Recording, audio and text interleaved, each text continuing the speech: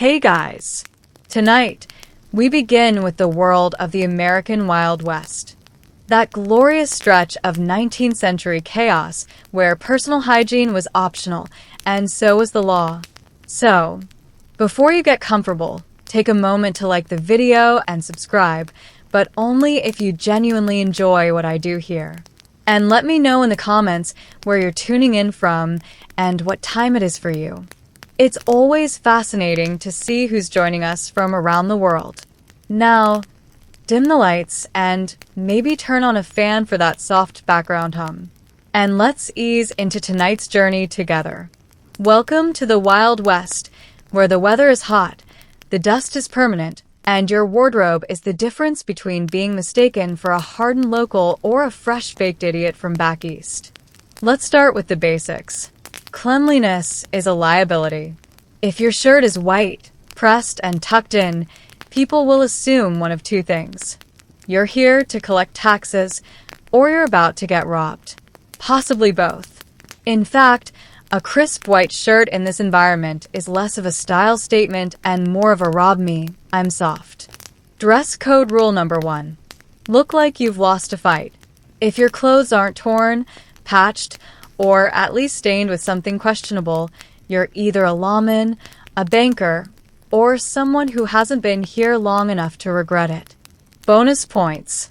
If your coat smells faintly of old tobacco, gunpowder, and something no one dares identify, colors. Stick to a post-apocalyptic dirt palette, browns, grays, and anything that could pass for weather damage. If you show up in something colorful, say a bright blue vest, you'll draw attention, envy, and possibly a bullet from a man who hates flair. Boots should be beaten to hell. Shiny boots say, I just got off the train and have tender, naive ankles. Real survivors wear boots so scuffed they could pass for stone. If one has a hole in it, congratulations, and you're finally blending in. Hats? Absolutely. But choose wisely. A hat that's too tall says, I'm compensating for something. A hat that's too small makes you look like a confused child lost at a gunfight. You want a weather-beaten brim, not a stagecoach magician. And yes, accessories matter. A bandana around your neck is great unless you tie it like someone who reads poetry aloud at sunset. Go for it. I use this to filter horse water. Not wear this on dates. Optional. Something rusty. A rusty knife, a rusty spur, and a rusty flask you pretend still has whiskey in it. Rust tells people you've either survived a lot or given up entirely. Both are respected. In short, wear dust, wear grit, and wear the kind of expression that says, I've slept in a barn and liked it. Because in the Wild West, if you look important, you die first. In the Wild West, words were like bullets, best used sparingly and ideally not aimed at someone's horse. Let's be clear, bragging will get you into trouble faster than dysentery in summer. No one cares if you were the fastest draw in Missouri or if you once wrestled a mountain lion, which, let's be honest, was probably a house cat with an attitude. Out here, confidence is like seasoning. A little goes a long way. And if you lay it on thick, someone's going to want to test how crunchy you really are. So, rule number 1, understate everything. If someone asks if you can shoot, shrug and say, a little. If they ask if you've ever been in a gunfight, say, not recently. Even if you've been in more shootouts than poker games, play it down. Bragging is a verbal invitation to get humbled, usually in public and usually face first. Now, about staring. Do not stare. Don't stare at the sheriff. Don't stare at the outlaw in the corner. Don't stare at the guy with one eye and 3 knives. The only thing you should stare at in the Wild West is your drink. And even then, only to make sure it's not moving. And then there's the horse situation. You may be tempted to compliment a man's horse. Don't. You may be tempted to pat the horse. Really don't. You may, and this happens, feel the urge to wink at a particularly majestic stallion. If you do this, prepare to be buried with your boots on. In the hierarchy of Western society, a man's horse ranks just above his mother and just below his revolver. Touching it, flirting with it, or even glancing too long at it is considered either a challenge or foreplay. Neither ends well. The safest approach is head down, words short, and compliments limited to things that can't shoot back. Say things like, nice weather, or decent beans. Avoid saying, I'm pretty good with a gun, unless you want to demonstrate that skill immediately while bleeding. The Wild West doesn't reward extroverts. It rewards people who can walk into a saloon, order a drink, and leave without anyone remembering their name or their face. The Wild West was dotted with towns. Some are booming with promise, others rotting in their own legend. And choosing the wrong one was less about inconvenience and more about whether your bones would end up as a sad dressing in a saloon fireplace. First rule, avoid any town that describes itself as lively. That's code for gunfights at noon and burials by supper. If the sign outside is full of bullet holes and the welcome committee is just a vulture on a post, turn around. You're looking for something quiet, not dead, just underwhelming. A place where people are too tired to cause trouble and too dusty to chase you if you do. Then again, maybe you crave opportunity. Maybe you're thinking, I'll head to a boomtown. Yes, by all means. Try your luck in some rapidly sprouting gold rush hamlet where the population doubles every week, and so does the crime rate. You'll make money if you survive long enough to remember where you buried it. Boomtowns are where fortunes are made and morals are misplaced. No one asks questions. No one remembers names. And the only thing more inflated than the prices is the body count behind the saloon. But let's say you want stability, civilization, law, and safety. So you go where the railroad stops and there's a church, a schoolhouse, and maybe even a mayor. Sounds ideal until you realize the mayor is a drunk, the sheriff's been shot twice this week, and the preacher moonlights as a poker dealer. There is no such thing as a safe town out here. There are just towns where you die slower. Before you settle down, ask a few simple questions. Does this place have more graves than houses? Do people make eye contact or reach for something when you enter the room? Is the general store selling coffins next to canned beans? If the answer to any of those is yes, keep writing. In the end, the perfect Wild West town isn't the one with riches, railroads, or romance. It's the one where no one notices you, no one asks where you're from, and most importantly, no one assumes you're someone else they were supposed to shoot. If you thought surviving the Wild West would at least come with a good night's sleep, you might be suffering from cranial optimism, a rare condition not commonly found west of the Mississippi. In this world, sleep isn't rest. It's roulette, a necessary but deeply dangerous lapse in vigilance. Sure, your body needs to recharge. So does your horse. But unlike your horse, you don't have eyes on the side of your head or the ability to kick threats in the chest while lying down. Start with the options. You've got 3. Option 1, the salon floor. Charming, historic, and soaked in a decade's worth of spilled drinks, shattered teeth, and possibly blood. If you're lucky, you'll share space with 3 other unconscious men and 1 dog that might be dead or just sleeping off a fight. Either way, no refunds. Option 2, a cot at the local boarding house.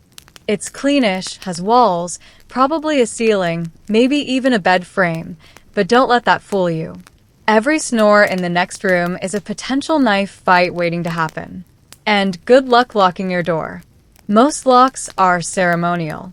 Option 3, the great outdoors, nature, silence, exposure, coyotes, bandits, sudden storms, all the classic wilderness features, plus a 100% chance of waking up with something crawling on you, possibly with opinions.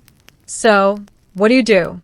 You sleep like a nervous raccoon, with one eye open, one hand near a weapon, and never ever facing the wall. That's how you get silently robbed or worse, hugged by a prospector. Pro tip: if you hear someone whispering your name while you're half asleep, don't answer. It's either a ghost, a hallucination, or someone about to sell you land that doesn't exist. The key is to nap aggressively and often. 10 minutes behind a barrel, 15 in the saddle while your horse pretends to know where it's going. An hour in the jail cell before the sheriff realizes you're not technically under arrest. In the Wild West, water is life. It's also disease, deception, and on occasion, solid proof that God has a sense of humor. Let's start with the obvious. Most water out here is trying to kill you. It might look clear, might sound like a gentle brook, but make no mistake, that gurgling stream is carrying more bacteria than a barber's shared tooth pliers. You see, water sources were community hotspots, not just for thirsty cowboys, but also for horses, cattle, bandits, stray dogs, and the occasional prospector who's been bathing in the same spot since the Lincoln administration. So, if you're dipping your cup straight into the creek, congratulations. You just ingested the entire local ecosystem. You could try boiling it, assuming you have a fire, a pot, and 10 minutes of peace, which in the Wild West is the same as asking for a unicorn. Instead, most people just drink it and hope their insides were too stubborn to die. Of course, if you're rich or just exceptionally reckless, you'll opt for whiskey instead. Technically, it's not hydrating. Actually, it is dehydrating. But hey, at least it comes with a burn so aggressive you forget you were thirsty. That's frontier logic. Numb the symptoms, ignore the cause. Rainwater, good luck. It either never shows up, or it does all at once and washes away your mule, your hat, and half your self-esteem. Catching it in a bucket is great until you wake up to find a squirrel doing laps in it. Some towns had wells. Emphasis on how wells dry up, collapse, or get poisoned accidentally on purpose during disputes over land, livestock, or who insulted whose stew. If someone offers you fresh well water, ask how many people drank it yesterday and how many of them are still alive. In short, water in the Wild West is not your friend. It's a beautiful liar, a treacherous companion, and possibly the last thing you taste before seeing the inside of a pine box. Let's get one thing straight. Food in the Wild West wasn't cooked for enjoyment. It was cooked not to kill you immediately. And even that was hit or miss. Your diet will consist of a few basic food groups: beans, biscuits, bacon, and rice. Beans are everywhere. Pinto, black, possibly magic. They're cooked in a pot over a fire that's older than most marriages. They come with a spoon, no seasoning, and the lingering suspicion that you've eaten this same bowl before, possibly this exact bowl. Biscuits are less food and more edible gravel. If you're lucky, they're warm. If you're not, they double as blunt weapons. Some cowboys sharpen them on rocks and throw them at coyotes. Others just soak them in coffee until they resemble sadness. Then there's bacon, the crown jewel, the salty, greasy, vaguely recognizable strip of meat that makes everything seem momentarily better until you realize you've eaten nothing but pork and regret for 4 straight weeks. And your arteries are forming a union. But nothing defines frontier cuisine like stew. Glorious, mysterious stew, always bubbling, never questioned. You don't ask what's in it. You survive what's in it. If it crunches, just keep chewing. If it moves, pretend it didn't. If someone swears it tastes like chicken, they either have a generous imagination or a very low opinion of poultry. Dessert. That's adorable. The closest thing to dessert is hardtack dipped in rainwater. Or maybe some old molasses you traded a boot for. If you managed to find a pie in the Wild West, it was probably baked by the devil or someone trying to kill a marshal. Now let's talk about coffee. Frontier coffee is less of a beverage and more of a philosophical test. It's blacker than night, thicker than motor oil, and brewed in a pot that hasn't been washed since the war.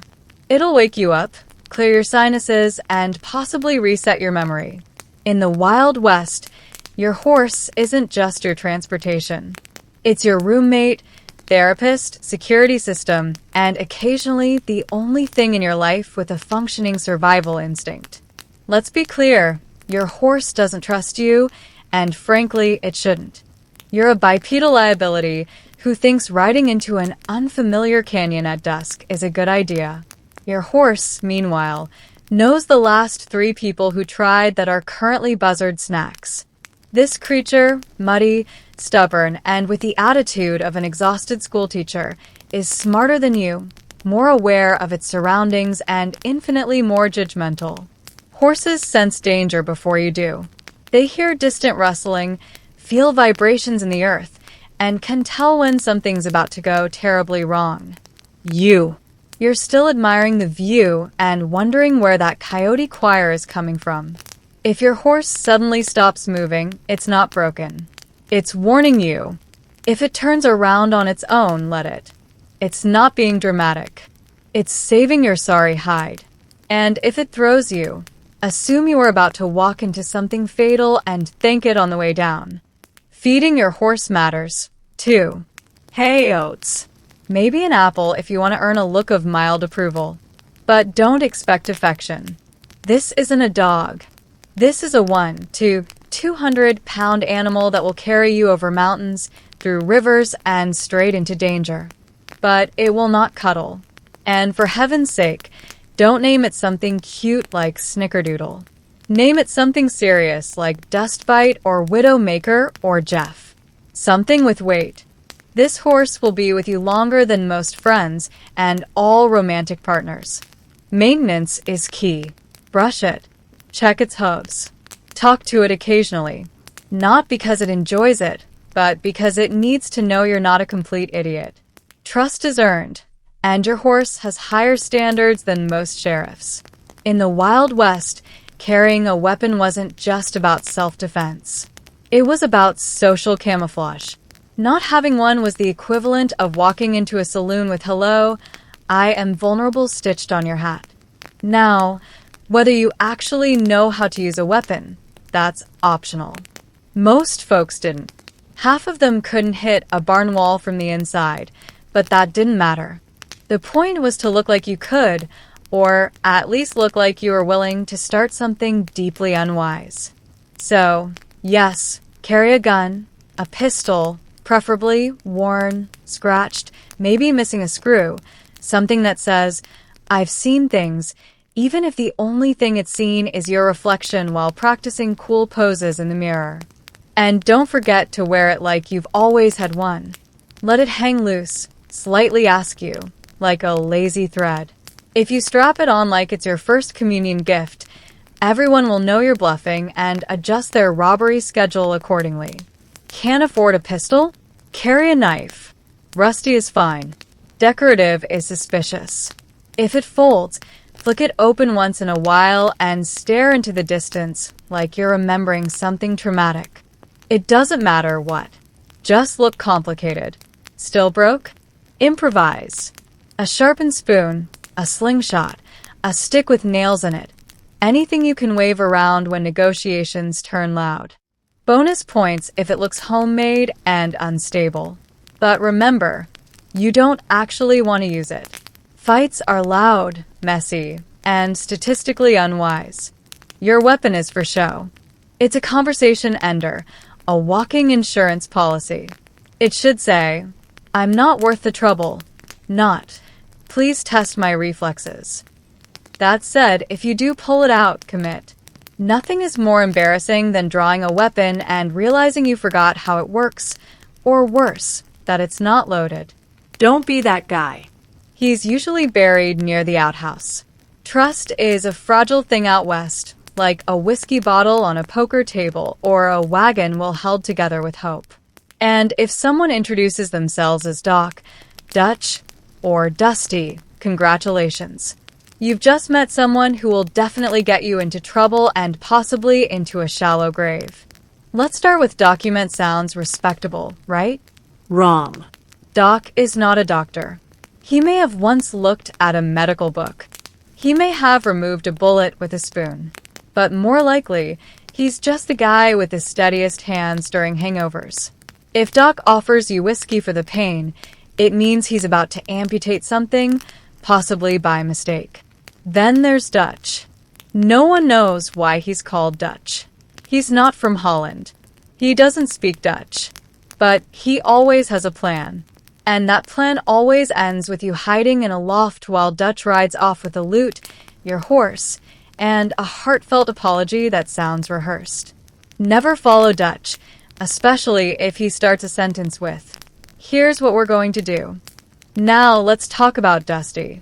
Dusty earned that name because he hasn't bathed since the invention of rope. He knows every back trail, every trick, and every wanted poster with his face on it. He's friendly, too friendly. He'll offer to split beans, share firewood, and even guard your mule. But the moment you blink, he'll be gone. With your boots, your rifle, and a heartfelt note that just says, "Thanks." Here's the rule. If someone introduces themselves with a nickname, assume it came from either a long criminal history or one very memorable bar fight. Trust only people who go by full names and nervously correct you when you shorten them. Because out here, nicknames are currency.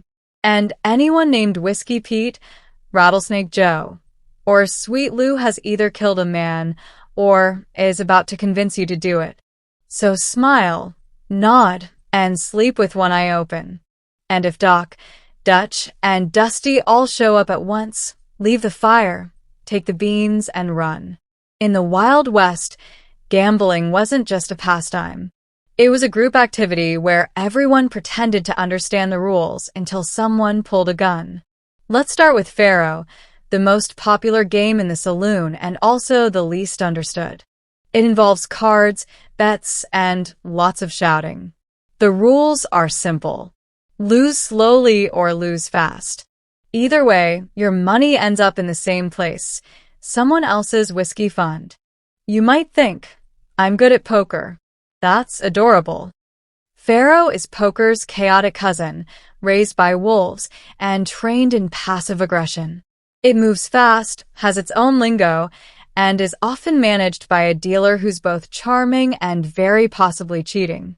Now, here's a fun fact. The saloon always wins. Even if you do get lucky, don't celebrate. Celebrating draws attention. Attention draws envy. Envy draws bullets. If you win, leave quietly. Walk like nothing happened. Tip the dealer, smile like a monk, and disappear into the night before someone starts wondering how your luck got that good. Of course, games of chance aren't limited to cards. There's dice, knife throwing, and who can drink the most without dying. And the always thrilling, what's in this stew? All high risk, low reward, and medically inadvisable. But let's not forget the ultimate gamble, marriage. In the Wild West, getting married was basically signing a lifelong treaty with someone who probably smells like a horse and has unresolved trauma involving bears. The ceremony is quick, the paperwork is non-existent, and the fallout is legendary. Sure, some folks find love. Others find out their spouse has 3 aliases, 5 debts, and 1 angry ex with a shotgun named Martha. You'll know it's serious when you wake up one day and your horse is gone. But your new in-laws aren't. If you don't know the rules, don't play. If the stakes seem low, look again. They're probably hidden under the table. And if a stranger named Slim offers to teach you a fun game, check for the nearest exit and start walking. Because in the Wild West, everything's a gamble, especially commitment. The Wild West may look vast and romantic in paintings, but out here, the weather is basically mood swings with atmospheric violence. Let's begin with the heat. Summer in the frontier isn't warm.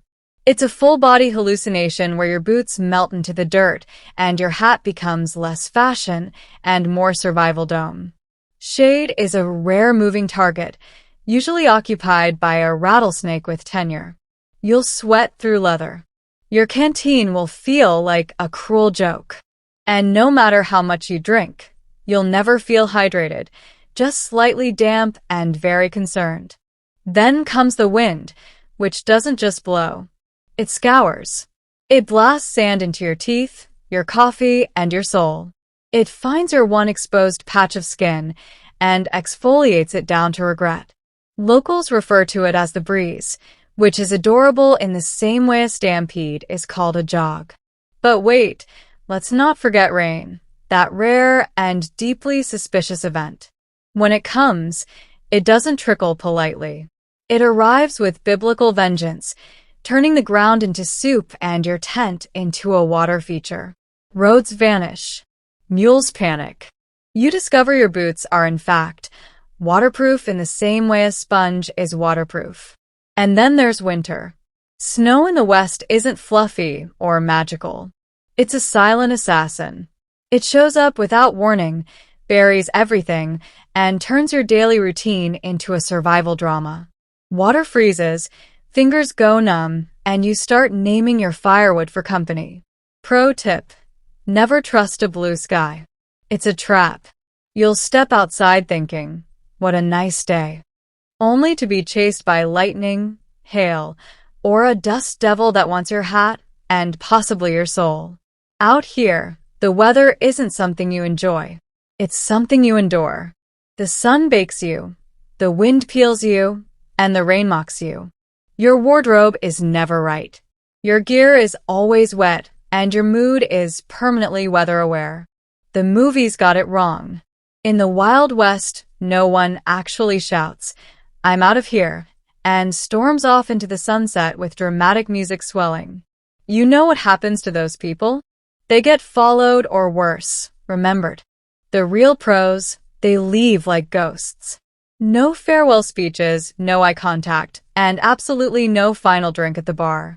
You settle your tab early, nod to no one in particular, and disappear into the horizon like a man with debts, secrets, and a healthy respect for survival. You see, staying too long in any town is a gamble. The longer you linger, the more likely someone will decide you look like a guy they used to hate or owe money to or swore revenge on during a particularly emotional card game. Best case scenario, they just won your horse. So, when the signs start showing, when the saloon piano stops mid-song as you walk in, when the sheriff asks where you're from again, or when a stranger keeps flipping a coin while staring directly at your boots, it's time to saddle up. Quiet departures are an art form. You pack your things before dawn. You don't make a sound. You leave behind anything noisy, sentimental, or flammable. If you must say goodbye, make it vague. I got business east. That could mean anything. Trade, trouble, or just a powerful desire not to be shot at breakfast. And don't look back. Nothing meaningful is ever behind you in the Wild West except poor choices and people who can't shoot straight but try anyway. Want to make a reputation? Stay and fight. Want to survive past 40? Ride away while no one's watching. The only thing better than a legacy is a pulse.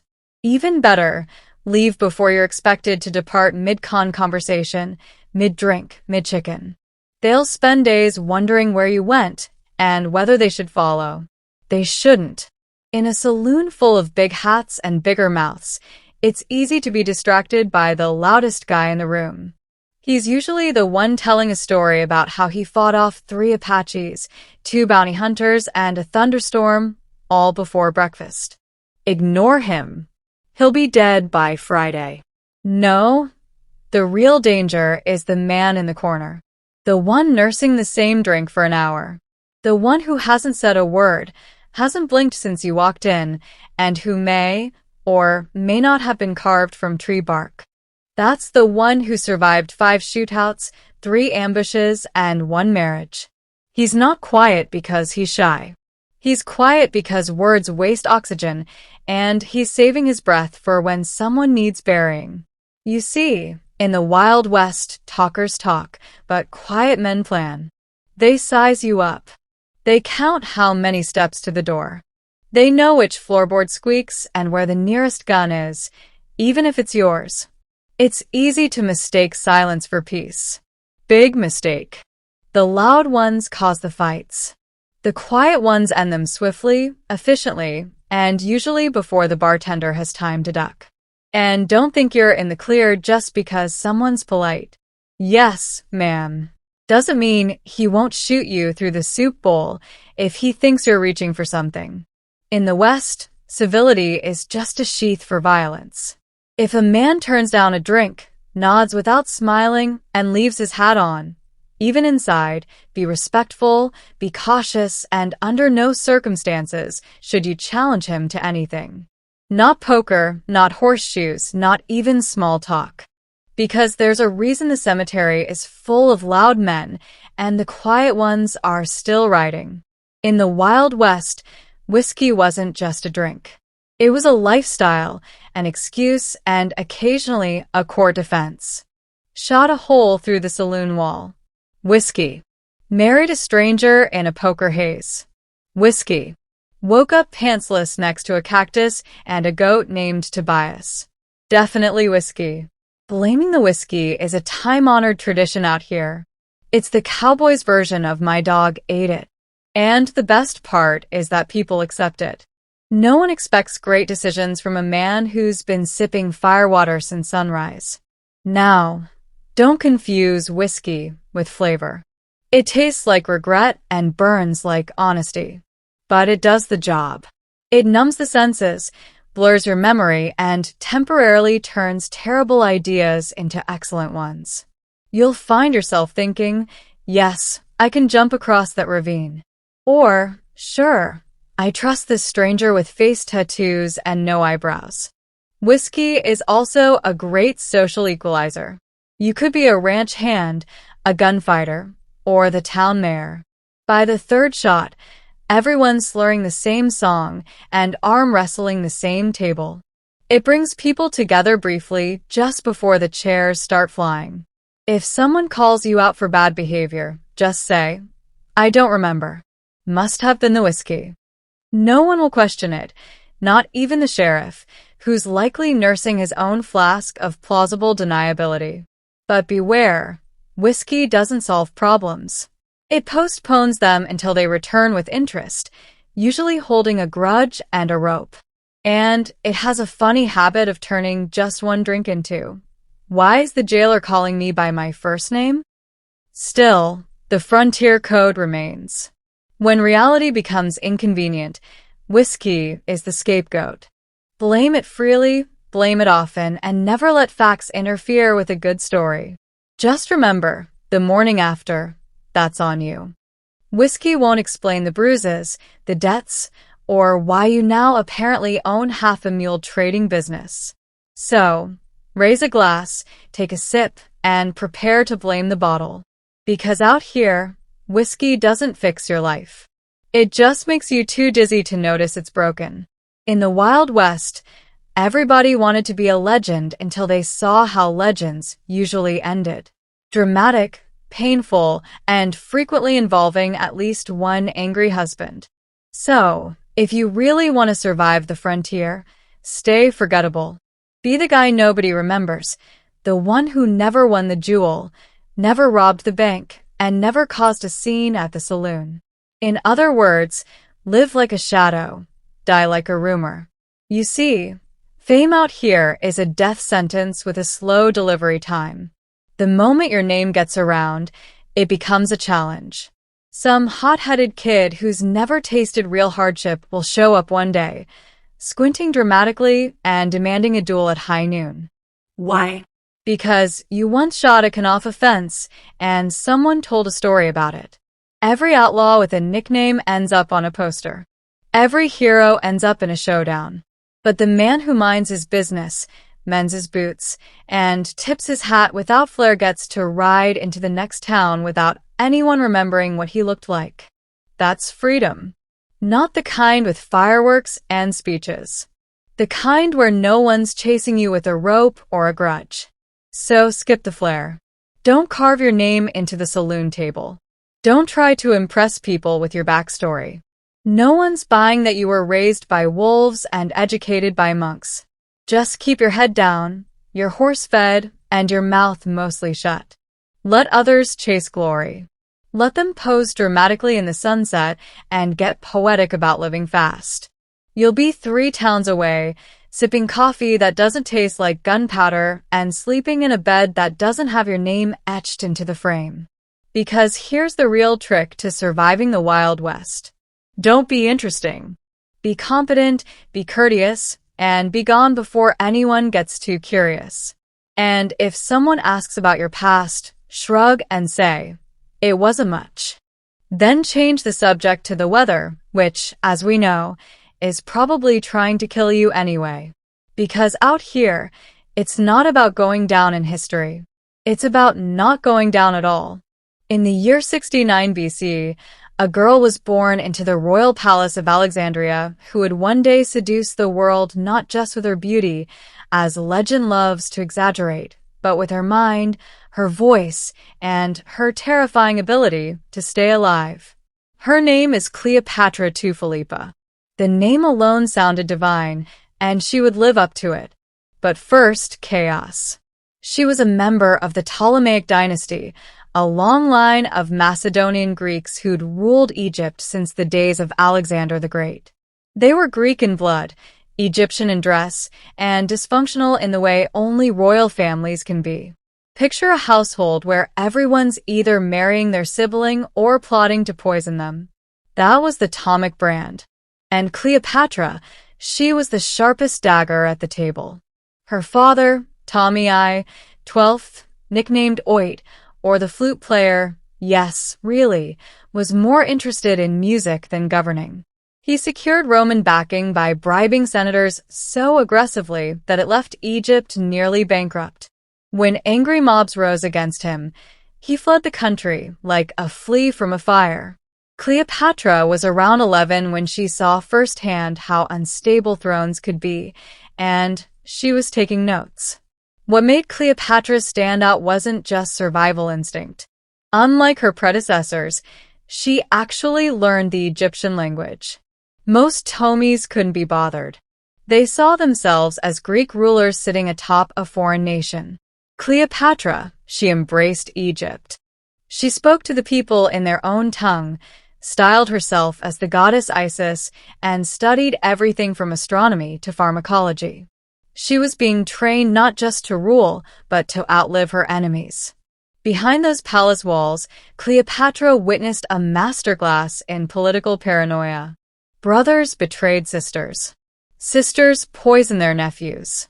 The servants kept their mouths shut and their heads low. Cleopatra, however, walked through the snake pit with her eyes wide open. She wasn't waiting to inherit power. She was learning how to seize it. In a world where women were expected to smile and stay silent, Cleopatra was already planning her speeches.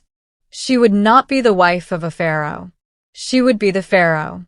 And as Egypt teetered on the brink of civil war and Roman ambition loomed ever larger, the girl born in chaos prepared to become its storm.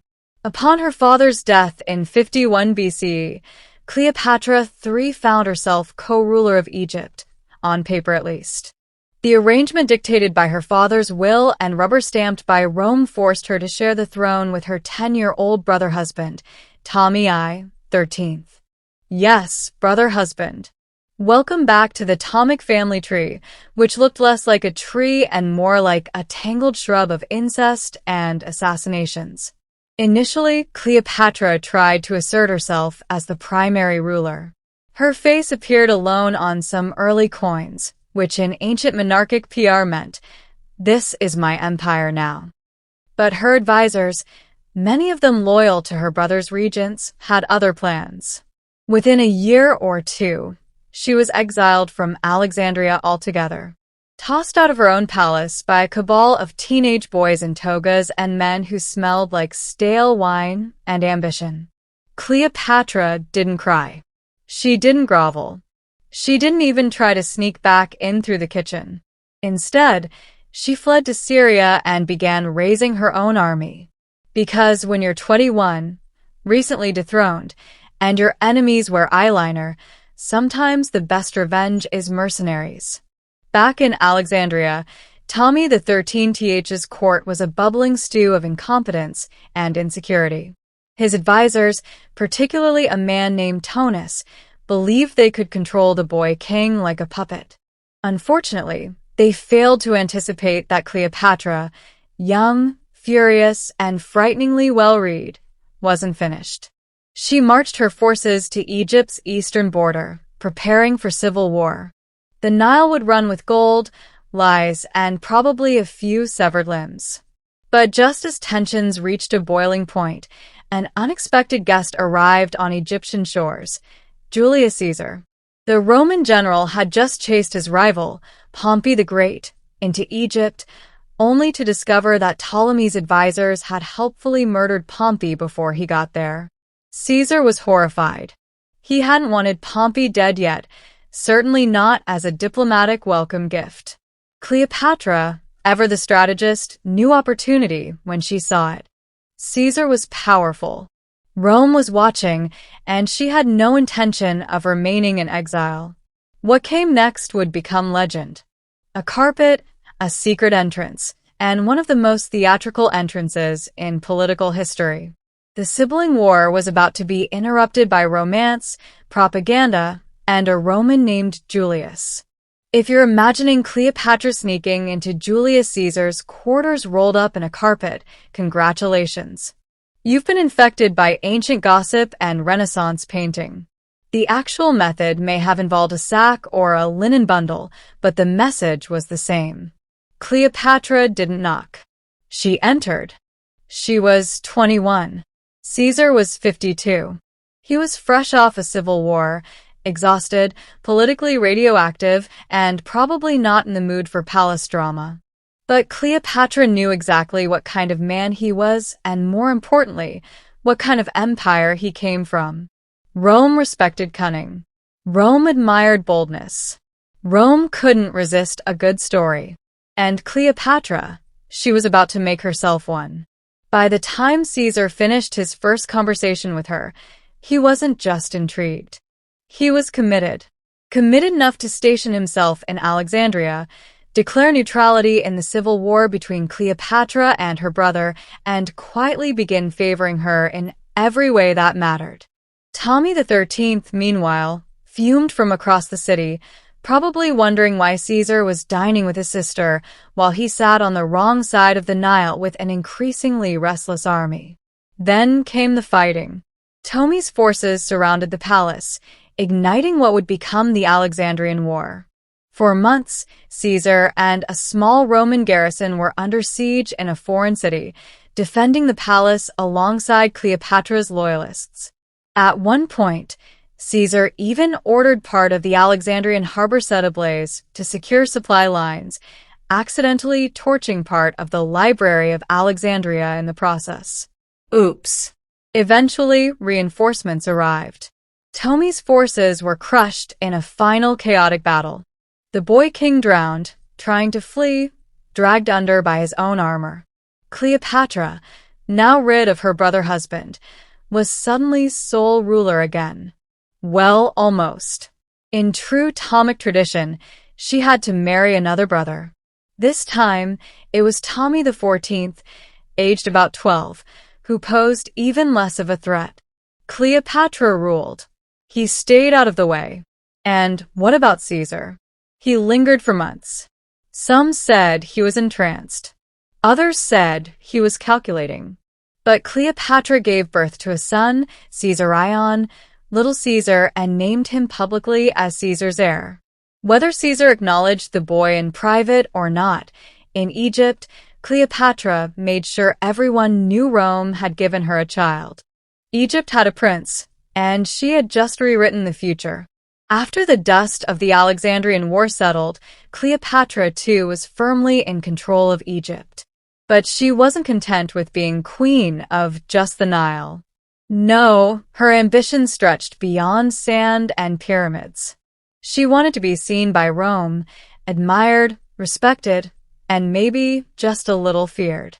In 46 BC, Cleopatra sailed to Rome. Not quietly, not modestly. This was Cleopatra, after all.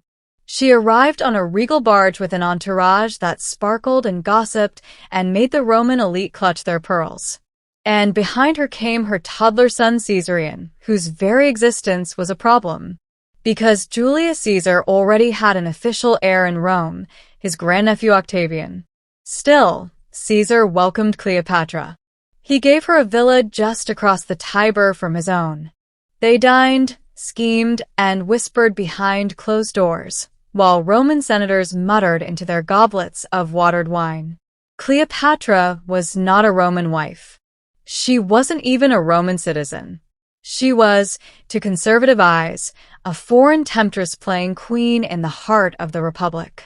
Public opinion turned sour. The people admired Caesar, but they didn't love what he was becoming. A man who wore purple robes, sat on a golden chair, and entertained a queen like a pharaoh himself. Cleopatra, with her divine airs and exotic rituals, only added fuel to the fire. To some, she was the embodiment of Rome's worst fear, monarchy in silk and eyeliner. And then came the Ides of March. In 44 BCE, Julius Caesar was assassinated by a group of senators who thought they were saving the Republic. Cleopatra, still in Rome, suddenly found herself in danger. With no protector, no allies, and a child who might now be considered a threat, she fled. Back to Alexandria. Back to the kingdom she actually ruled. There was no mourning parade, no grand farewell. But Cleopatra didn't leave empty-handed. She had a Caesarion and, more importantly, she had a narrative. In Egypt, she proclaimed her son not just as Caesar's child, but as his rightful heir. Let Rome argue. Let Octavian pout. Cleopatra had survived yet another political earthquake. And now she would prepare Egypt for a future in which her bloodline, not Rome's, would dominate the Mediterranean. At least that was the plan. After Caesar's assassination, Rome turned into a meat grinder of ambition. On one side was Octavian, young, calculating, and inconveniently Caesar's named heir. On the other hand was Mark Antony, older, charismatic, and a general with the loyalty of the legions and the drinking habits of a satyr on vacation. Cleopatra watched this chaos from Alexandria, calculating her next move like a seasoned chess master with cobra-shaped pieces. In 41 BC, Mark Antony summoned Cleopatra to Tarsus to explain her alleged support for Caesar's enemies. She could have sent a scroll.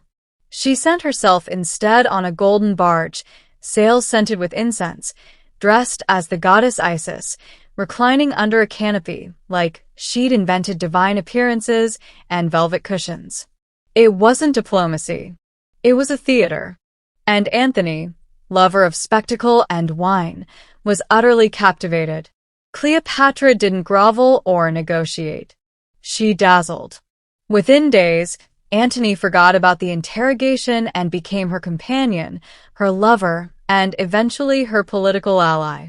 He followed her back to Alexandria like a toga-clad puppy, where they spent the winter feasting, drinking, and co-creating a sort of royal frat party known as the Inimitable Livers. Cleopatra wasn't just seducing a man. She was binding Roman power to Egyptian interests. The relationship was more than pillow talk. Cleopatra gave birth to twins, Alexander Helios and Cleopatra Selene, and later a third son, Ptolemy Philadelphia. She now had a dynasty with Roman blood. Antony, meanwhile, had officially abandoned his Roman wife, Octavian's sister, no less, setting Rome's teeth further on edge. The tabloids, if papyrus had gossip columns, would have exploded. But Cleopatra wasn't just interested in romance.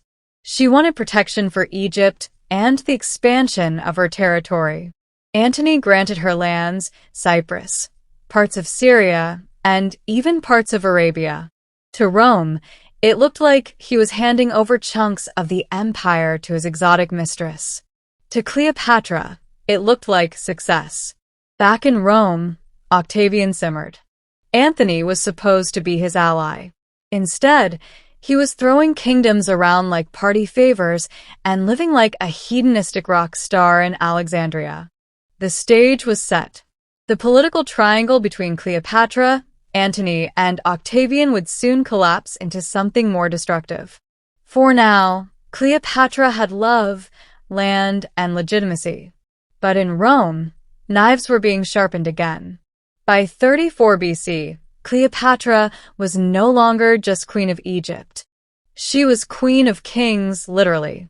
That year, in a lavish ceremony known as the Donations of Alexandria, Mark Antony stood beside her, dressed in Roman garb but acting like an Eastern monarch, and publicly handed out territories to Cleopatra's children as if he were Zeus with a map.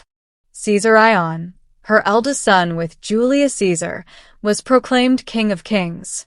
Her twins with Anthony received Armenia and Media. Her youngest, Ptolemy Philadelphia, got Syria and Cilicia and Cleopatra herself. She was declared Queen of Kings, not just of Egypt, but of lands Rome considered its own. The crowd roared. Roman senators fumed.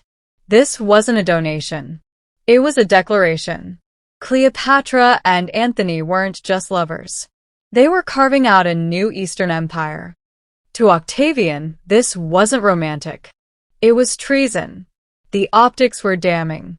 A Roman general seduced by a foreign queen, giving away Roman provinces to illegitimate children while drinking himself senseless in an Alexandrian palace that smelled of lotus and revolution. Octavian, ever the spin doctor, seized the moment. He launched a public smear campaign, accusing Antony of betraying Roman values and naming Cleopatra as the snake behind the man. He even read Antony's will aloud in the Senate, conveniently obtained and possibly forged, which claimed Antony wanted to be buried in Alexandria beside Cleopatra. Scandalous, treasonous, and perfect for stirring up Roman rage. War was inevitable. The Roman people, always suspicious of monarchs and women with ideas, rallied behind Octavian. He declared war not on Antony directly, but on Cleopatra. This was strategic. By targeting a foreign queen, Octavian could frame the coming conflict as Rome versus an outsider, not another bloody civil war. And Cleopatra, she wasn't backing down. She sent ships, silver, and soldiers to support Antony's campaign. In 32 BC, Cleopatra and Antony sailed together to confront Octavian's forces. They weren't just lovers anymore. They were military partners. But whispers of betrayal, desertion, and divine arrogance followed them like smoke. Cleopatra had risked everything, her throne, her children, and her dynasty, for this alliance. The only question now was would the gods favor love or empire. Spoiler. Rome rarely chooses love. On September 31st BC, the fate of Cleopatra and Mark Antony came down to one decisive moment, the Battle of Actium. It was supposed to be their grand military triumph, a bold stand against Octavian's rising Roman machine. Instead, it became a slow-motion disaster with oars. Their combined fleet, parked off the coast of western Greece, was impressive. Hundreds of warships, thousands of men, and enough Egyptian gold to make the gods blush. But it was also bloated, indecisive, and weighed down by conflicting egos. Cleopatra, commanding her own fleet, wasn't just there for decoration. She was funding the war. She was a queen on deck, and she was betting everything. Octavian's forces, led by his capable Admiral Agrippa, were leaner, faster, and far better coordinated. They cut off supply lines, harassed enemy ships, and outmaneuvered Anani's sluggish ships. Meanwhile, Antony's men were starving, demoralized, and wondering if their general was more focused on Cleopatra's eyes than on naval strategy. Then came the moment of infamy. During the heat of the battle, Cleopatra's fleet suddenly turned and fled the scene, heading south toward Egypt. Some say it was a planned maneuver. Others claim it was panic. Antony, either overcome by devotion or sheer confusion, followed her, abandoning his fleet and turning a military contest into a humiliating rout. His soldiers left behind surrendered to Octavian. The war, in essence, was over. Rome had won. The queen and her general had sailed home not as victors, but as fugitives. Back in Alexandria, Cleopatra tried to maintain control. She fortified the city. She sent envoys. She may have even considered Plan B, negotiating her survival by offering to hand Antony over to Octavian. But nothing worked.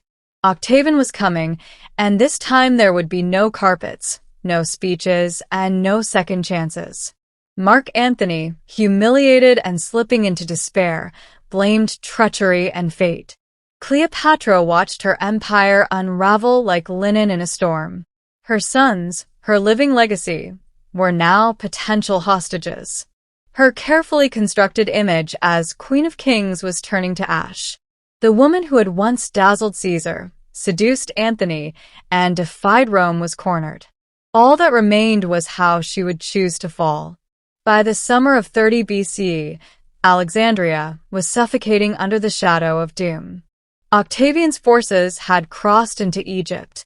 The city, once a glittering jewel of the ancient world, now braced for conquest. And inside the palace walls, Cleopatra and Mark Antony were unraveling. Antony, once Rome's most celebrated general, had become a ghost of himself. His pride was shattered. His army had either surrendered or defected. Rumors swirled that Cleopatra might strike a secret deal with Octavian, offering her throne and Antony's head as the price of her children's survival. The tension snapped on a single lie. A messenger falsely reported that Cleopatra had died, likely part of her own scheme to test Anani's loyalty or buy time. Whatever the plan, it backfired. Antony, devastated, did what Roman men were trained to do in the face of honor lost. He fell on his sword, but he didn't die. Bleeding and in agony, he was carried to Cleopatra's hidden mausoleum, where she had barricaded herself with her remaining treasures. She refused to open the doors, fearing capture. So they hauled him up. Yes, literally pulled his bleeding body through a window. And there, in a gilded tomb meant for her, Mark Antony died in her arms. Roman tragedy doesn't get more theatrical than that. Octavian soon entered Alexandria. Cleopatra tried one last gamble. She met him draped in royal robes, hoping to charm or bargain her way into survival, perhaps even power. But Octavian, unlike Caesar and Antony, wasn't moved by beauty or ceremony. He was cold and efficient, already writing her defeat into Roman history. He seized her children, annexed her empire, and made it clear she would be paraded through Rome as a trophy, a living symbol of Roman victory over Eastern decadence. Cleopatra had seen what Roman triumphs did to queens. Her sister Arsinoe had once walked that path in chains. Cleopatra would not. She arranged her own death with the precision of a ruler, not a victim. On August 12, 30 BC, at the age of 39, Cleopatra took her life. Perhaps with a poison comb, perhaps with the bite of an asp. The method is uncertain. The message was not. If she could not rule in dignity, she would die as a queen. Cleopatra, too, was dead. Her body embalmed in secrecy, and Sarah was laid to rest beside Mark Antony by her own request and, surprisingly, granted by Octavian. The queen and the general, who had once dreamed of carving out a new empire, were now buried in the ruins of their failed ambition. But death did not end Cleopatra's influence. If anything, it made her immortal. Octavian, soon to be Augustus, Rome's first emperor, had won. Egypt was now a Roman province. Caesar Ion, Cleopatra's son with Julius Caesar, was executed quietly. The rest of her children were marched to Rome in chains and raised by Octavia, Antony's Roman wife. History is cruel that way. Yet, Cleopatra refused to be erased. She lived on, not in monuments or statues. Most were destroyed or repurposed. But in stories, in Roman propaganda, she was cast as a manipulative seductress who bewitched noble men and led them astray. In art, she became the exotic queen, draped in jewels, clutching an ASV. And in literature, she was tragic, romantic, and dangerous, sometimes all at once. The real Cleopatra, of course, was more complicated. She was the last of a dynasty that had ruled for 3 centuries. She spoke 9 languages. She was a master of diplomacy, naval strategy, and survival in a world where rulers dropped like flies in honey. She outlived assassins, civil wars, and 2 of Rome's most powerful men. She ruled Egypt not as a puppet queen, but as a divine monarch who understood her people, played the long game, and dared to dream beyond the Nile. Her death marked the end of the Hellenistic age.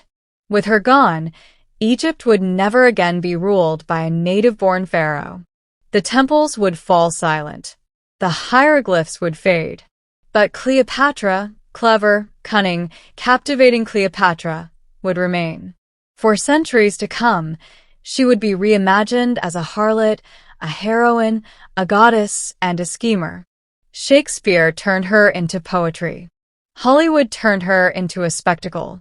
And every generation, it seems, rediscovers her, trying to decide if she was a power-hungry seductress or a brilliant woman crushed by empire. Maybe she was both. But one thing is certain. When the ancient world gasped its last, it did so in Cleopatra's voice. Or between the 8th and 14th centuries, the Islamic world blossomed into a cultural powerhouse spanning from the golden courts of Al-Andalus in modern-day Spain to the scholarly libraries of Baghdad. This vast civilization was not only trading silk and science, it was trading sound. Music wasn't background noise. It was medicine, mathematics, theology, and pleasure, all woven into a single tradition. Unlike in many medieval European contexts, where music often belonged strictly to churches or courts, the Islamic world embraced a more holistic approach. Music filled mosques, markets, palaces, and private homes. It was debated by philosophers, written about by doctors, and taught in madrasas alongside astronomy and geometry. To the people of this world, sound was more than entertainment. It was a reflection of cosmic order, a mirror of the divine. Arabic music inherited much from its neighbors. Persian refinements, Byzantine modalities, and Indian rhythms. But it didn't just borrow, it synthesized. Musicians and theorists developed complex scales called maqamat, rhythmic cycles called akkad, and theories that described the emotional and even physical effects of different melodic forms. They wrote treatises explaining how a certain mode could ease sadness, invigorate tired limbs, or help the soul ascend to higher understanding. In the palaces of Damascus and Cordoba, caliphs hosted court musicians who were both performers and scholars. In fact, some rulers, like the Abbasid Caliph Harun al-Rashid, considered musical patronage a sign of prestige. Instruments weren't just heard, they were honored. Poets compared them to the human voice, to bird song, and to divine whispers. The result was a musical tradition that was both deeply rooted in science and profoundly spiritual. Music was used to heal, to educate, to seduce, and to resist. It served as both a form of expression and a tool of empire, connecting Arabic-speaking cities with Persian poets, Berber drummers, and Andalusian string players. This was not a world of rigid notation or dusty scores. It was a world of improvisation, oral transmission, and living memory. Musicians learned by listening, repeating, and slowly becoming vessels for centuries of accumulated sound. Before we examine the instruments themselves, one thing is clear. The medieval Islamic world did not just have music. It lived in it. If the medieval Islamic world had a musical soul, it beat through the curved wooden body of the oud. Instantly recognizable with its pear-shaped form and short fretless neck. The oud was the undisputed king of instruments. Its sound was warm, resonant, and deeply human, like a voice singing without words. The oud wasn't just an instrument. It was a symbol of refinement, scholarship, and high culture. Poets wrote verses comparing it to the moon. Mystics claimed it brought them closer to the divine. In many ways, the oud was to the Islamic world what the piano later became to Europe, a central axis of composition, education, and experimentation. Its origins likely trace back to ancient Mesopotamia. But in the hands of Muslim craftsmen and musicians, the oud evolved into something transcendent. Constructed from fine woods like walnut, rosewood, or ebony, it typically featured 5 to 7 courses of strings plucked with a feather or plectrum. The lack of frets allowed for the subtle microtones of the makam system, an essential part of Arabic music that Western notation can barely capture. The most famous oud master of the Islamic Golden Age was Ziryab, a 9th century musician, polymath, and style icon. Born in Baghdad and flourishing in Córdoba, Ziryab revolutionized the Andalusian court with his musical innovations. He added a 5th string to the oud, introduced new modes, and even dictated rules for musicians' attire and grooming. If medieval Islamic music were a courtly drama, Ziryab would be its most fashionable protagonist. But the oud wasn't confined to elite circles. Merchants played it, and soldiers played it. Sufi dervishes used it to accompany spiritual recitations. It was versatile, portable, and capable of expressing joy, grief, and everything in between. Through trade and conquest, the oud traveled. It entered Byzantine lands, crept into Sicily, and eventually reached Europe, where it morphed into the lute, a word derived directly from the Arabic aloud. Renaissance and Baroque music owe much of their melodic intimacy to this humble ancestor. In a world of geometric tiles and calligraphic verses, the oud added something intangible: feeling. It didn't just echo across courtyards. It whispered through centuries. And where the oud laid the foundation, other instruments soon followed. If the oud was the heart, then the canon was the mind of medieval Islamic music. Precise, articulate, and utterly mesmerizing. Flat and trapezoidal, and strung with dozens of tightly tuned strings. The canon looked like a zither but played like a calculated cascade of light and sound. Its name, derived from the Greek canon, meaning law or rule, was fitting. The canon brought structure to ensemble performances. With its crisp harp-like tone, it could carve clear melodic lines or shimmer beneath the oud in delicate harmony. No surprise that scholars and theorists gravitated toward it. It was the instrument of musical law. Typically, a canon featured 26 courses of triple strings, meaning over 70 strings total stretched over a light wooden soundboard.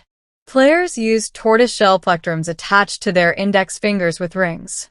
What emerged wasn't just a flurry of notes, but an ocean of carefully calibrated emotion. The player could pluck arpeggios like falling water or unleash dazzling runs that made palaces vibrate.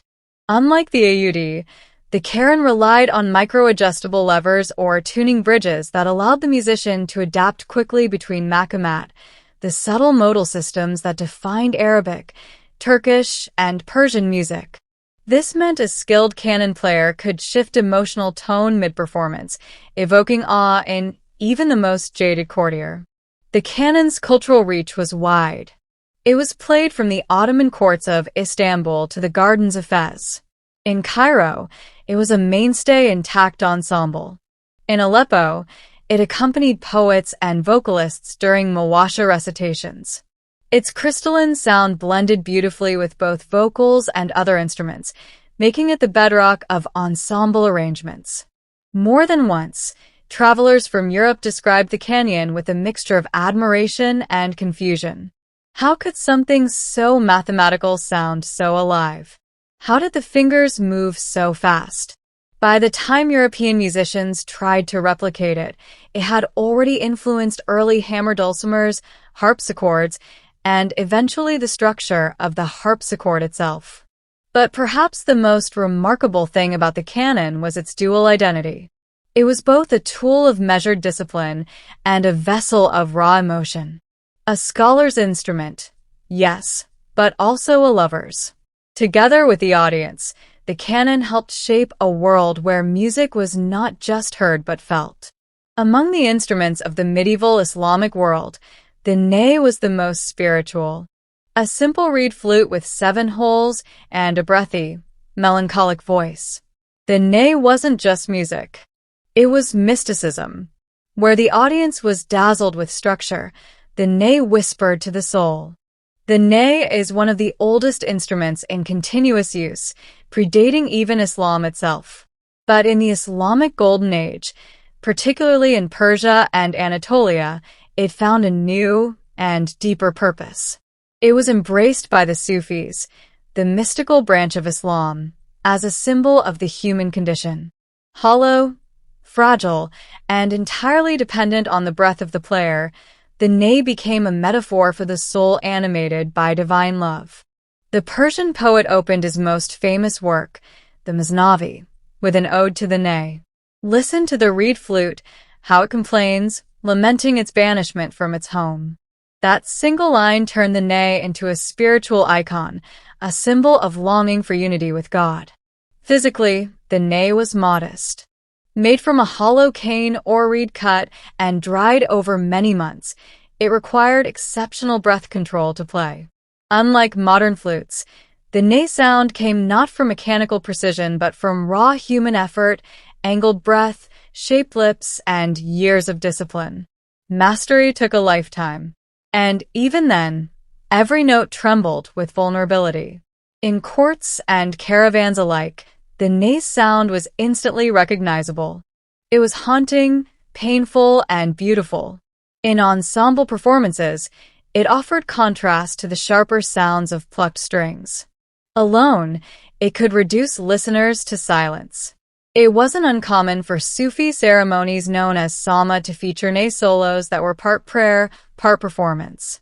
In North Africa, the Maghreb adopted variations of the ney alongside other flutes. In the Ottoman Empire, it became part of classical Turkish music. Across the Islamic world, no serious musical tradition was complete without it. And while the Aud was copied and the canon adapted, the ney remained uniquely itself. Too fragile, too spiritual, too alive to be mass-produced. In the hands of a master, it didn't just play music. It told you who you were.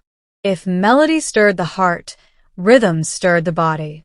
And nothing embodied medieval Islamic rhythm like the frame drum and the rick. These instruments didn't just keep time. They carved it, shaped it, and danced within it. They were the heartbeat of the ensemble found in the courts of Baghdad, the markets of Cairo, and the caravans rolling across the desert. The frame drum was as old as civilization itself. A circular wooden frame with stretched animal skin was played with fingers, palms, and sometimes even fists.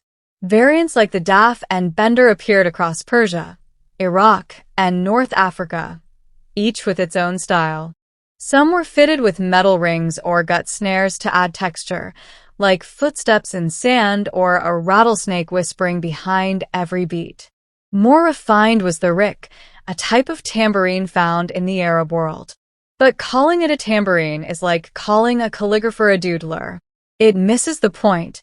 The rick was made with meticulous care.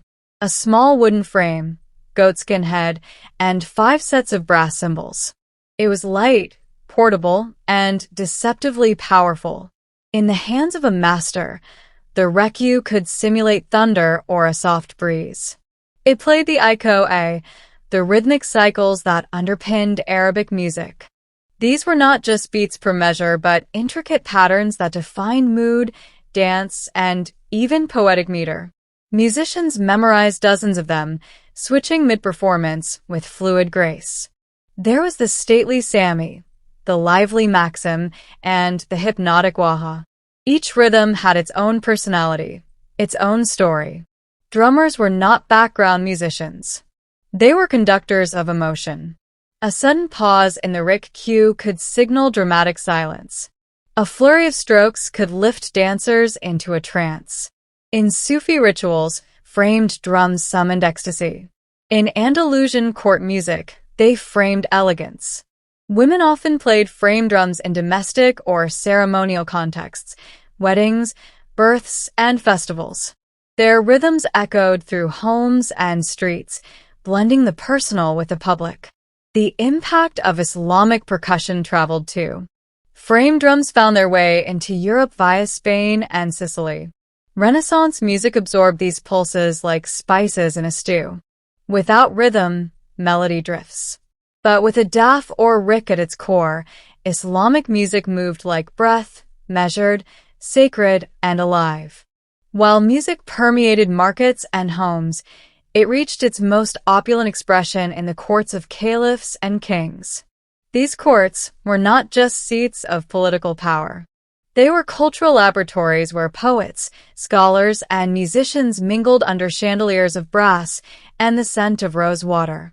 In the Abbasid capital of Baghdad, the court of Harun al-Rashid became a beacon of artistic patronage. It was here that legendary musicians like Ishaq al-Mauzili refined the art of performance, theory, and composition. Musical evenings weren't casual entertainment. They were staged, strategic, and often lasted deep into the night. A single song could earn a musician a gold dinar or a silent exile, depending on the mood of the chief. The musicians who played in these courts weren't mere performers. They were respected intellectuals, often polymaths who could debate poetry, astrology, and metaphysics between songs. Their instruments were as polished as their language, and their performances balanced technical mastery with emotional intelligence. You didn't just need fingers, you needed philosophy. Further west, the courts of Al-Andalus, especially in Córdoba and Seville, elevated music to a political language. It was here that Ziryab, the taste-making exile from Baghdad, reshaped court life completely. He introduced musical modes, seasonal wardrobes, and even table manners. Imagine a man who could play 5 strings by morning and then dictate dessert etiquette by afternoon. That was Ziryab. Music in these courts was both spectacle and sophistication. It was used to impress ambassadors, seduce rivals, and show the wealth of one's intellect, not just one's treasury. Caliphs took pride in their orchestras, sometimes comprising dozens of musicians trained in a wide range of maqamat and iqat. Women also played prominent roles, especially in private gatherings and males or salons. Some were enslaved courtesans trained from childhood in poetry, music, and etiquette. These women were prized not just for beauty, but for wit and artistry. Their music could flatter a guest or offer veiled political critique behind metaphor-laced verses. These courts weren't just collecting art. They were generating it. And as court life flourished, music became both a reflection of power and a tool to wield it. Behind every golden throne, it seemed, there was a well-tuned owing for its cue. While the courts of Cairo shimmered with polished performance, music also pulsed through the dusty streets and crowded markets of the medieval Islamic world. In these more humble spaces, music was alive in a different way, raw, rhythmic, spontaneous, and often loud enough to compete with clanging blacksmiths and braying camels. In marketplaces known as souks or bazaars, music served a practical and emotional purpose. Traveling musicians, some professionals, some beggars, played for coins and attention. They sang ballads of love, parables, or current events, sometimes making fun of politicians or praising local heroes. The instruments were portable, small frame drums, reed flutes, fiddles, and occasionally the rabab, a spiked fiddle with a voice as scratchy as a gossiping neighbor. Music in the streets wasn't always formal. It was a part of life. Children learned songs while playing. Merchants hummed as they set up stalls. Camel drivers used rhythmic chants to coordinate movement across long journeys. Music was mnemonic. It taught values, preserved local history, and reminded people when to wake, pray, and rest. Religious music had its own place, though with more nuance. The adhan, or Islamic call to prayer, though not technically music, was and still is deeply melodic. Delivered 5 times a day, from minivans. The adhan followed specific melodic contours based on regional style. It wasn't improvisation for fun.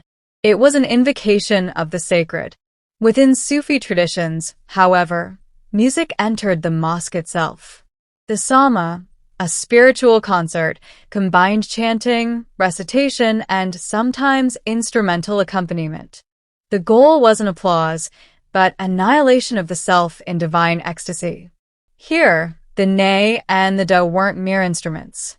They were bridges between the seen and the unseen.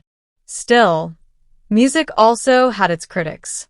Certain conservative scholars, including figures like Ibn Taymiyyah, denounced music as a distraction from spiritual discipline.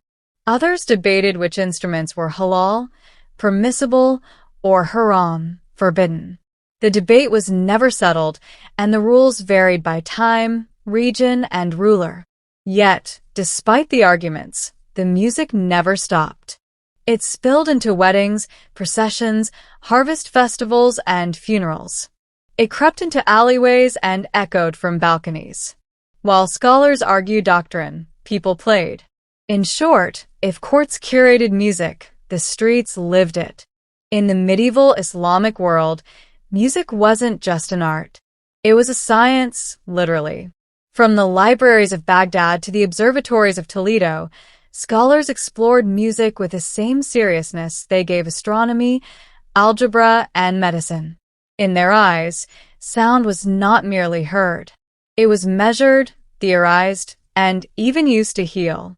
One of the most influential thinkers was Al-Farabi, a philosopher and polymath who lived in the 10th century.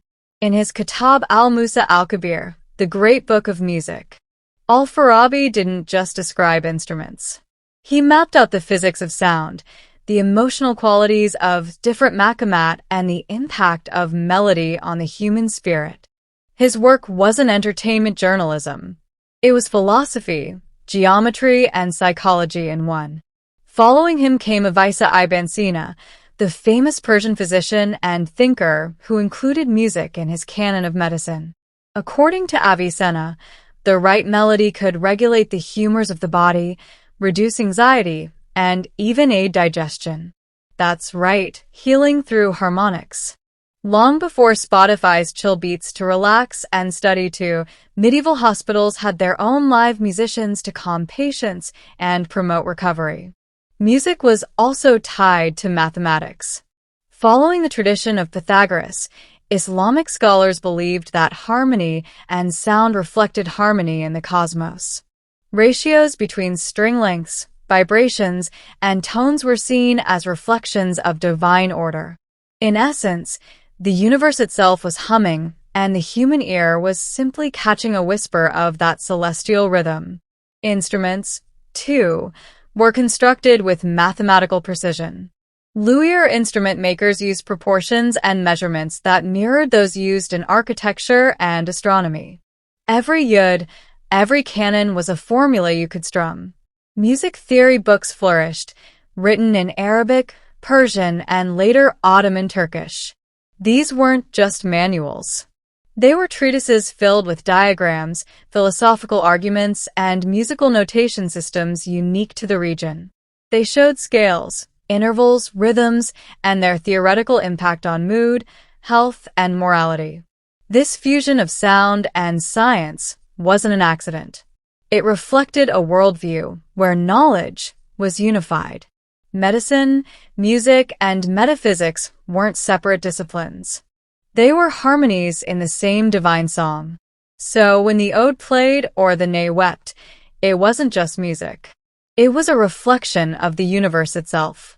As the medieval Islamic world flourished, its music didn't remain contained within its borders. It traveled by caravan, by sea, and through conquest and cultural exchange. And with it went the instruments, the theories, the rhythms, and the very spirit of a civilization that saw music as both divine and mathematical. The most direct and lasting influence landed in Europe, particularly through Al-Andalus, Islamic Spain.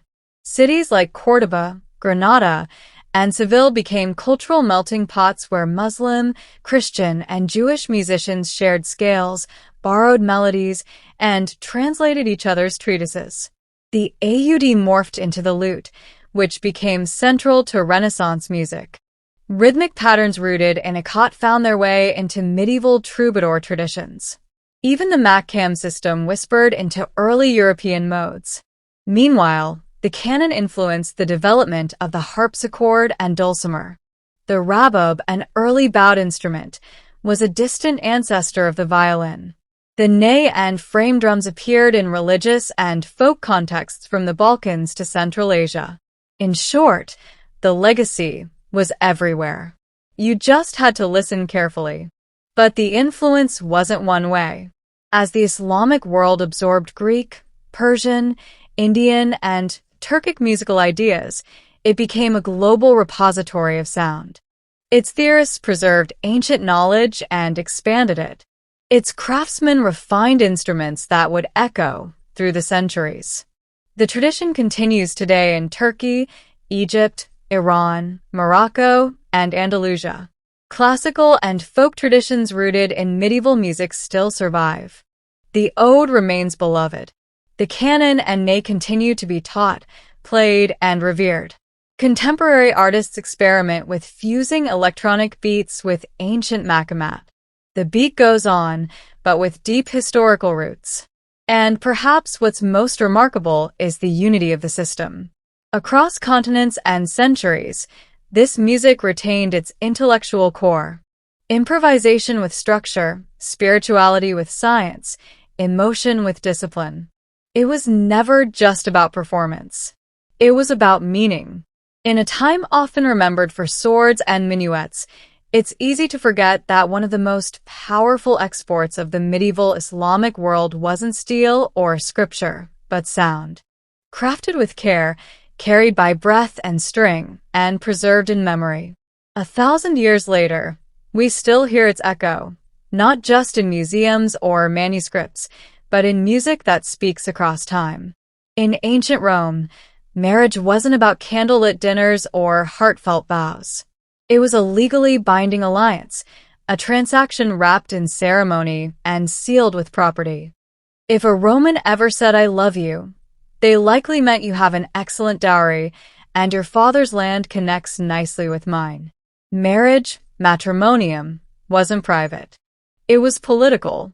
Families married to advance status forged alliances and create heirs to carry the family name. No men. Senators married to gain votes. Generals married for legitimacy. Even emperors married for image control. If affection grew between spouses, great.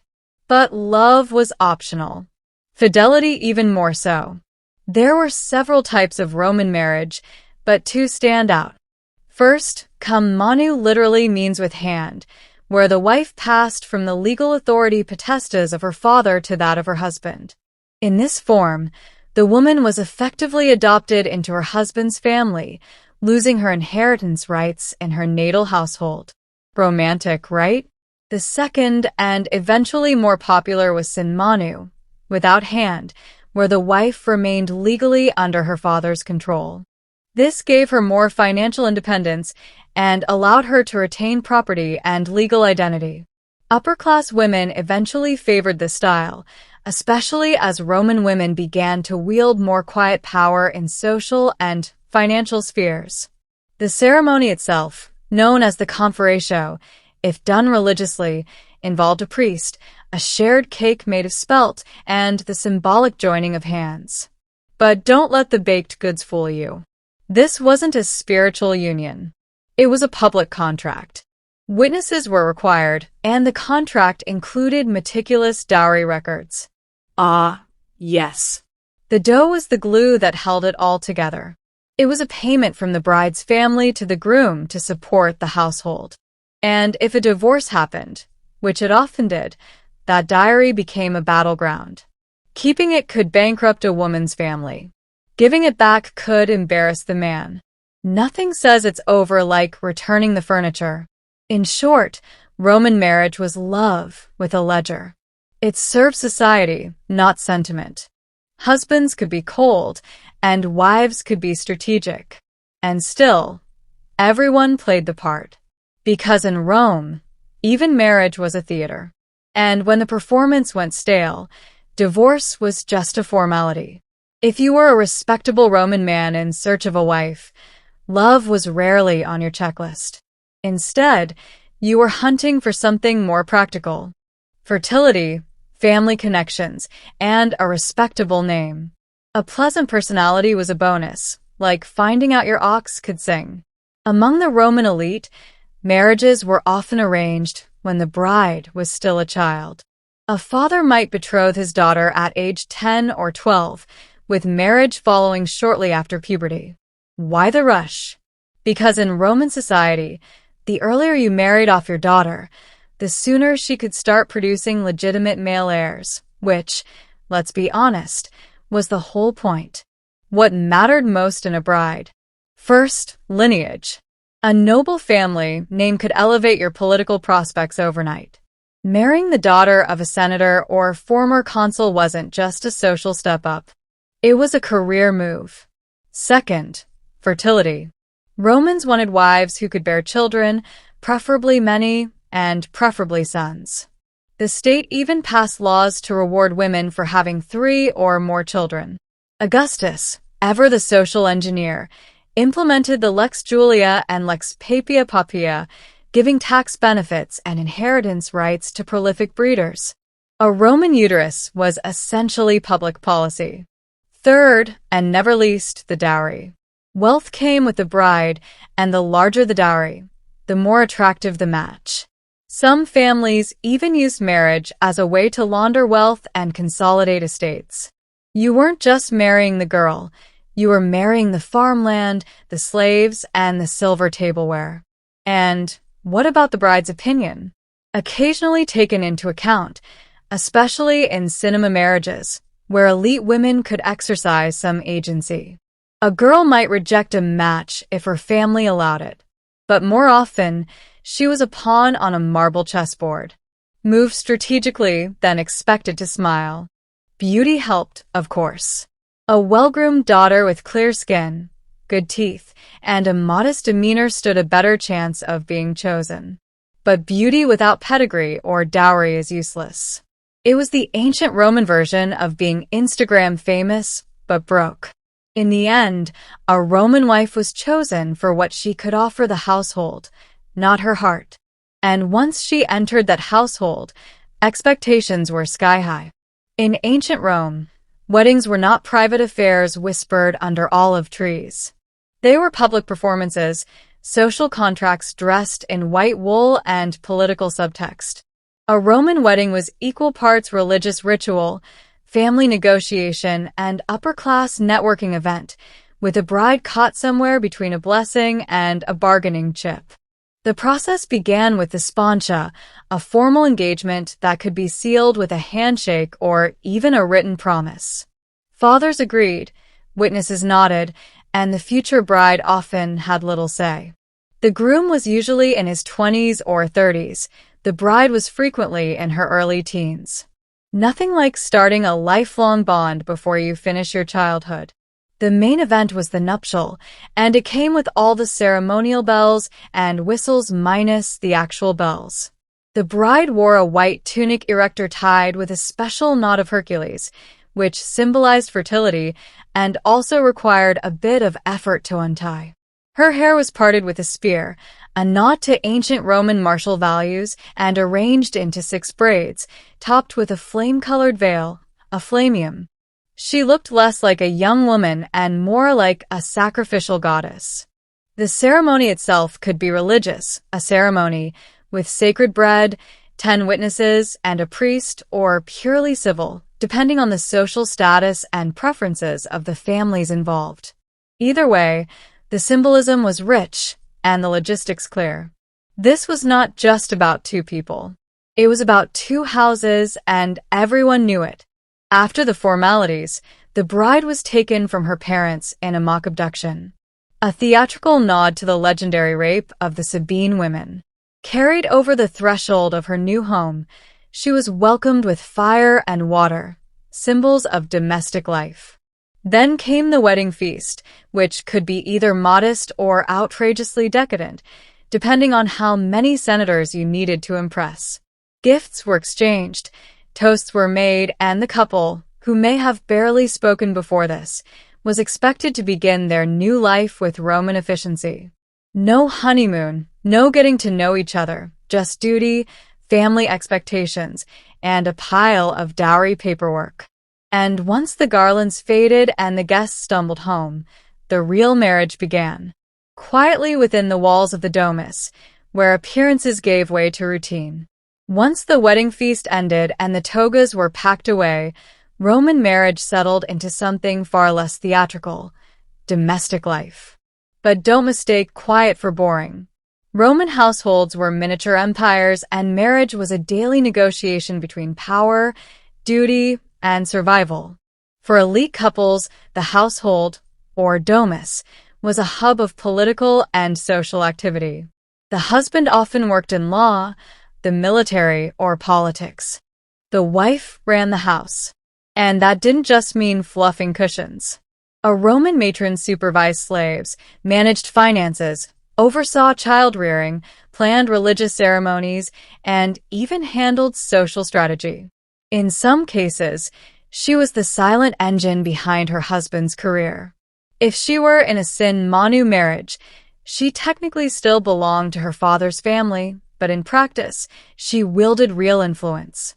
Some women, like Cornelia, mother of the Grauci brothers, or Olivia, wife of Augustus, were legendary for their wisdom and political savvy. These weren't just housewives. They were tacticians in tunics.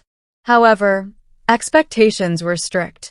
A Roman wife was supposed to be chaste, modest, obedient, and never too flashy. The ideal matron was praised for spinning wool and keeping quiet. Adultery, if discovered, could ruin her, and under Augustus' Lex Julia, it could even result in exile. The husband, on the other hand, could discreetly enjoy a mistress as long as she wasn't another man's wife. Roman double standards came gilded.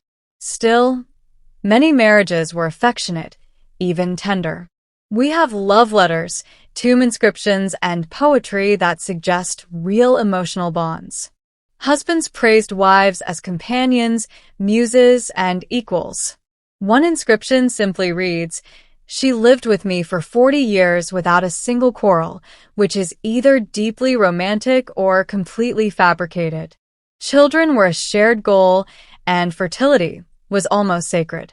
A wife who bore many children gained social standing. One who didn't face suspicion, pressure, and often blame. Miscarriages, infant mortality, and the danger of childbirth made family life emotionally fragile.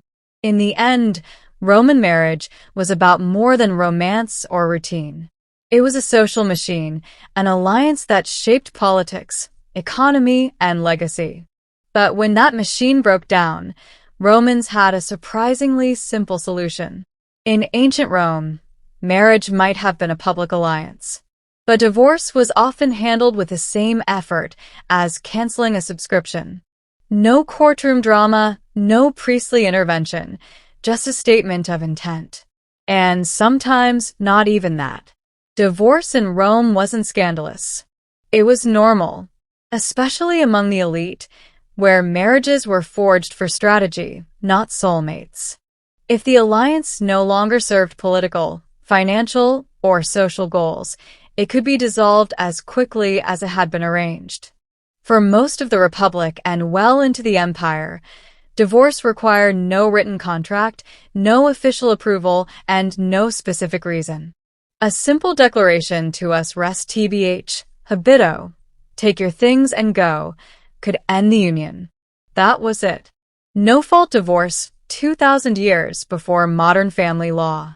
Either spouse could initiate it, though in practice, men had more freedom to act unilaterally. Women, especially those in arranged marriages, did sometimes file for divorce themselves. All they had to do was leave the house and take their dowry back, assuming the husband didn't contest it. The reasons for divorce varied.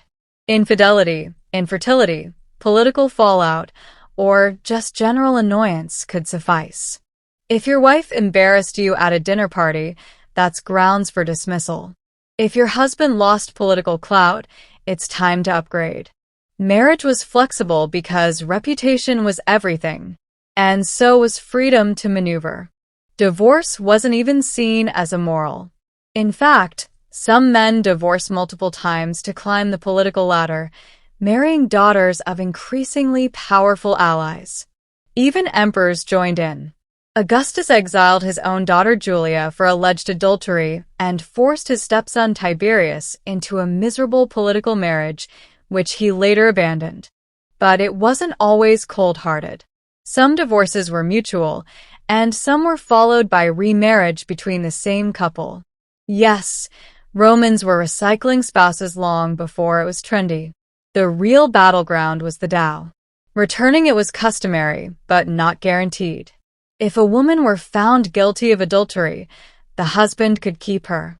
If he was at fault, her family might demand compensation. And if things turned nasty, lawsuits could drag out over cups, slaves, or goats. Ultimately, Roman divorce was efficient, transactional, and surprisingly modern. It lacked the guilt, but not the gossip. And if you thought divorce ended the drama, think again. The kids were next. In the Roman world, the main purpose of marriage wasn't love. They were legitimate children. Children weren't just personal joy. They were the glue that held a family's name, property, and future political power together. So when a marriage ended, the question was never who gets the kids, but whose legacy do they serve.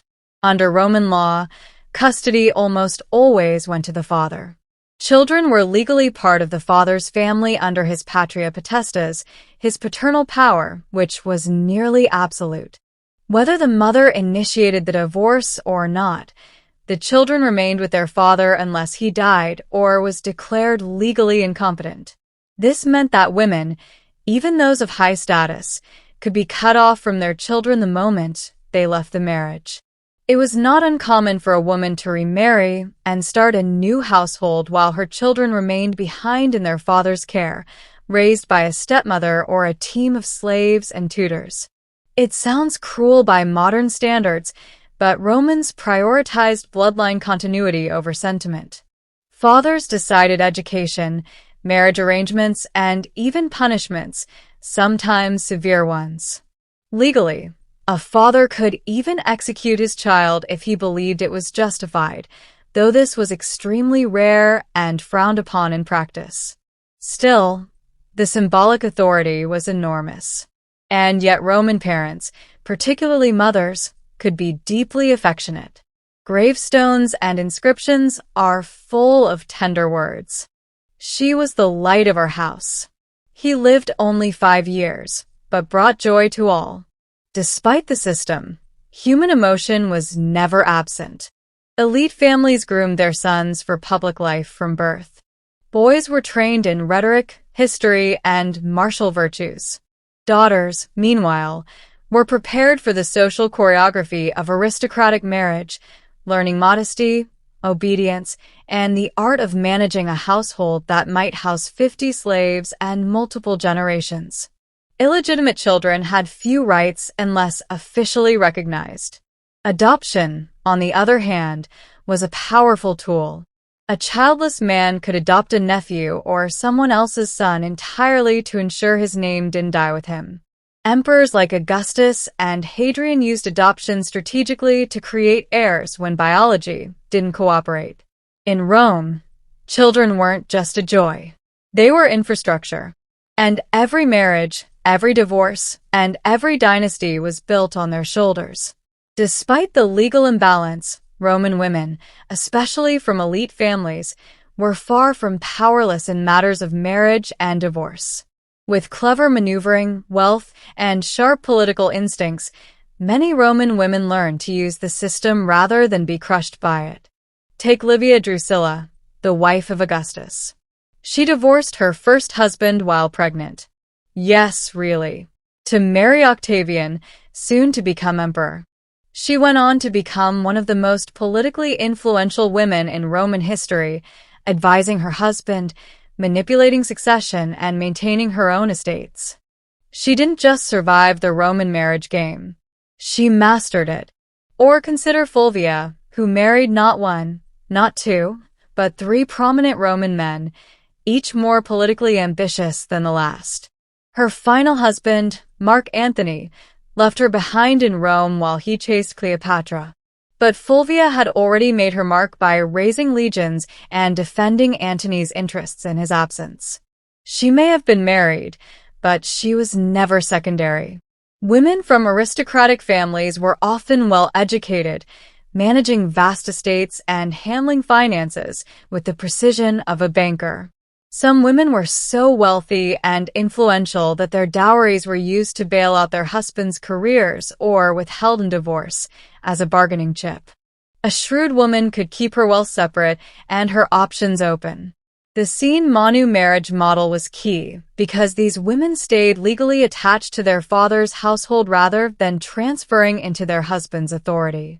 They retained a rare level of financial autonomy. This allowed them to initiate divorce, manage their own wealth, and remarry or not on their own terms. Widows also gained freedom. Once a husband died, a woman became a legal adult, sui juris, no longer under male authority. Many widows inherited wealth and chose not to remarry, wielding quiet but considerable social influence. Of course, not every Roman woman was an Olivia or a Fulvia. Many lived quietly, bound to household life. But among the upper echelons, there was a long line of women who manipulated the marriage system as effectively as any senator manipulated the Senate. In a society that claimed women belonged at the loom, some wove entire political legacies instead. For a society so practical about marriage and so casual about divorce, ancient Rome had surprisingly strict expectations when it came to adultery, especially for women. Affairs weren't just private matters. They were political, legal, and sometimes fatal. The double standard was glaring. A Roman husband could sleep with slaves, prostitutes, or concubines without legal consequence as long as they weren't another man's wife. A wife, on the other hand, was expected to remain chaste, modest, and loyal, or risk public disgrace and legal punishment. The legal turning point came with Augustus' morality laws, especially the Lex Julia de Adulterio Coercendus, the law on the punishment of adultery. These laws made adultery a public crime, not just a private shame. Husbands were obligated to report their adulterous wives, and failing to do so could damage their reputation or, worse, lead to prosecution for pimping. Lenocinium. A convicted woman could lose her dowry, be banished to a remote island, and even be stripped of citizenship rights. Her lover faced similar penalties. Trials were public, humiliating affairs. Families were dragged into scandal and reputations shattered like cheap pottery. But these laws weren't always about protecting morality. They were political tools. Augustus himself exiled his own daughter, Julia the Elder, for adultery, though historians suspect the real reason had more to do with her political entanglements than her bedroom habits. The same fate later befell his granddaughter. Morality, it seems, made an excellent excuse for cleaning up succession problems. Men weren't immune to scandal, though they faced less formal punishment. Public figures who took affairs too far, like Mark Antony's very public relationship with Cleopatra, were mocked, vilified, and sometimes driven from power. Satirists like Juvenal and Martial made careers out of roasting the sexually shameless, both male and female. Still, many affairs went unpunished. Privacy was rare, gossip was currency, and political enemies watched every move. For women, one wrong step could mean exile.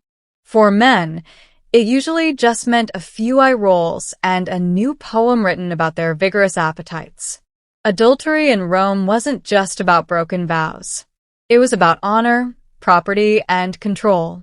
It could ruin a marriage, tarnish a lineage, or bring down an entire political dynasty. And once the damage was done, there was only one solution left. Move on legally, publicly, and with your dowry, hopefully intact. 2,000 years later, the echoes of Roman marriage still linger. Not in our romantic comedies, perhaps, but in our laws, contracts, and social norms. Rome may have crumbled, but its marital framework quietly survived, hidden in the architecture of Western society. Roman marriage was never about love. Not primarily. It was about status, succession, and social order. And yet many of the mechanics feel oddly modern. Prenuptial agreements. The Romans had dowry contracts. Divorce by declaration.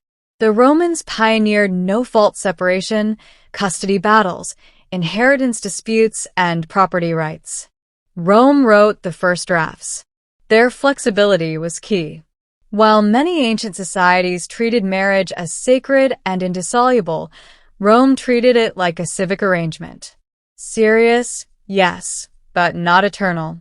This pragmatism allowed Roman women, particularly those from elite families, to move through multiple marriages, amass wealth, and even influence politics. In a culture that barred them from holding office, marriage became their backdoor to power. The legal distinctions they developed, sine manu, cominu, dowry clauses, and patria potestas, formed the basis of civil law in much of Europe and influenced modern systems from France to Latin America. Even the term matrimony survives from the Latin matrimonium, which literally means the state of being a mother. That tells you everything about Roman priorities. But perhaps the most human legacy is this.